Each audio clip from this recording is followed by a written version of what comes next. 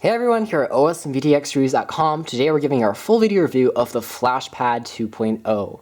This is an extremely intriguing device because it's something that combines a lot of emerging technologies into a handset that's quite sleek and slim for what it does, but it's not exactly a smartphone, or is it a cell phone, or any kind of media device that we've seen. In fact, it's actually a toy, but again, it has a lot of stuff in here that's really astoundingly cool, and I wanted to go and talk about it. A little bit of something as far as why we have a Flashpad 2.0, it's because we have a brother site, it's called OS Tech News, and this is run by younger editors, and actually we have interns that are high schoolers and middle schoolers, and they post reviews and stuff. And one day in my mail, I actually found one of these things. It was sent over to me by one of our editors at our brother site, and they said, check this out, it's pretty cool, and so here we go. Again, this is a game, so it's aimed and targeted at the younger audience. And what it does is actually a capacitive, multi-touch enabled game that combines a lot of different elements that you might find in the Android or Apple App Store. They have a lot of cool patterns to it, and you'll see that in a second. Let's take a look at design first, though. It's made out of this white plastic, which feels pretty good in the hand. It also comes in piano black, so you can pick between white and black.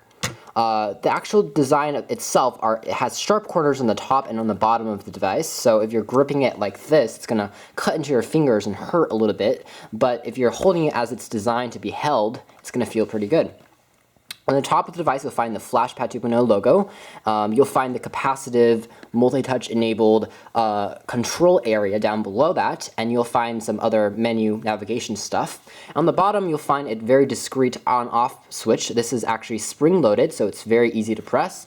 Nothing on the top, and on the back, you'll just find slot for 3 AA batteries, which last a pretty long time. You'll find 4 rubber pads for the feet, and you'll find probably the worst feature of this device, which is the speaker. This thing is absolutely loud, and you cannot turn the music off this thing once it gets going. So it's very annoying. For example, let's start it.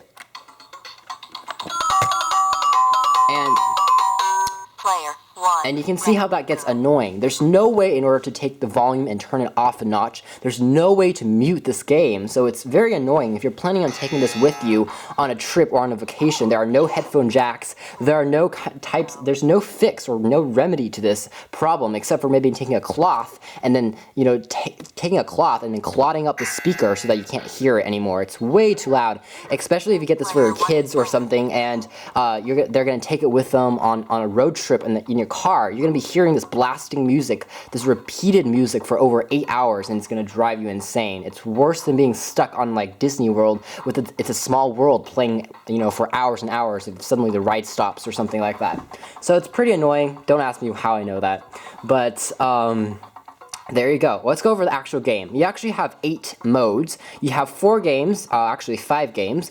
One of the games are actually located up here. The Cease Me button is actually a game.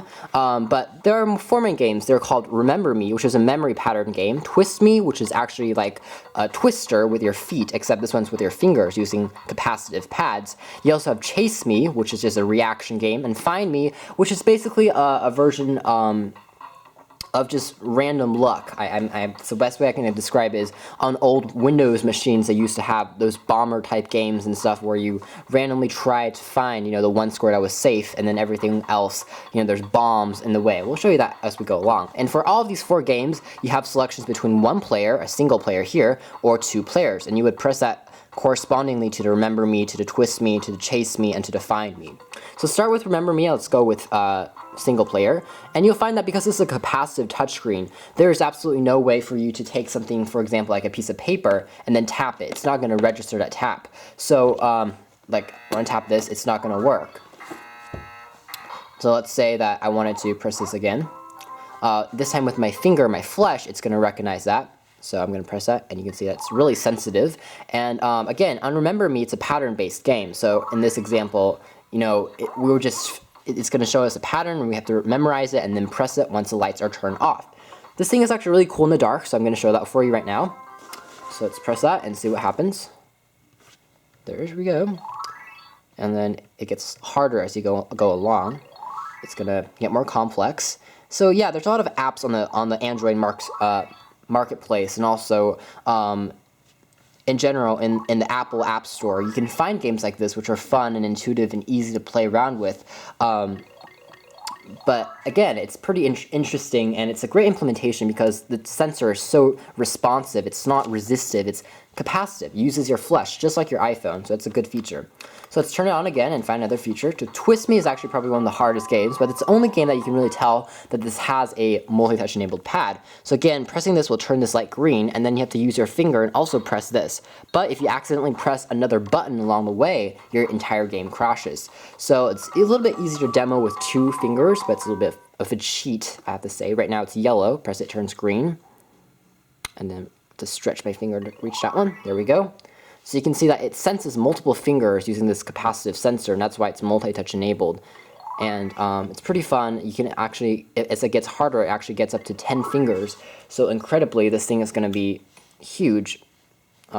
Very difficult to stretch around and play. You can see it really gets at you. I dropped this finger, so obviously my score was 0 in that time. So another game, Chase Me. Again, this is a reaction game. What you do in this mode is basically you chase after the red dots and you press after them as fast as you can, but you don't press the green dots. When the green dots appear, if you accidentally press on the green dot, then you lose. For example, if I press on that, there you go, I lost the game. But as long as I only press the red dots and go as fast as I can, I'm able to continue playing this game. It's a reaction game, so you can go faster and faster, and as it gets harder, the timer also gets shorter. You have to press it faster and faster, or else you will lose for sure. There again, I pressed that one, so I lost. The last game, Find Me, is probably my least favorite game. It's very difficult. Again, it's kind of like luck. In my opinion, this is, again, pretty similar to Minesweeper. That's it. Minesweeper on the PC, where you have to go in rows and patterns, and it gives you little clues that you have to figure out which one is a mine, which one is the bomb. Same thing here. It's very difficult, and you know, I just don't know which one's the bomb. I'm gonna press it. If it's green, it's obviously safe, but if it's red, then it's in danger of being the bomb. So if I tap on something like this, oh, that was the bomb, for example. So it showed me that I lost the game that quick. And you have to try and figure out which one is the bomb, and then if you figure that out successfully, you win the game. So the same thing can be said about these games into 2-player mode. Basically, you compete against your friends, and a very robotic and, again, very annoying noise in the back of this thing will announce which player has the most points and who will win the game. It also records high scores, so if you play Remember Me up to like 100 levels, then it's going to say you have 121 points, and as you turn it off and you want to play it again next time, it's going to record your score and tell you if you've beaten your previous high record, and it's going to say high score and congratulate you accordingly. It's got a memory built in. Okay, so the last game on here is actually Seize Me. This is actually, again, a reaction game. It's going to come in random patterns across the screen, and there's going to be occasional flashes. You have to determine, out of all of these dots, which is the color out of line. So, an example, this was the red one right there, so that was the one that was out of line. And this one was out of line, except I was way too slow over there, so you can see that. There you go, that's fast enough. A beep means that I got it in time and not out of time. And there, that was one. So you just keep on tapping away until you lose. If your reaction is too slow, you lose about 3 times, and this game, the entire game ends for you. So it's pretty responsive, again, pretty fun. Again, Twist Me is probably the only game on here really that has the multi-touch capabilities that displays it using this game accordingly. And in our opinion, it's probably the best implementation of a multi-touch enabled game that we've seen in a very long time, because it's a great idea basically to combine the idea of playing Twister but with your hands, so that it supports up to 10 fingers. It supports up to 10 touch multi-touch. And there you go, I lost the game.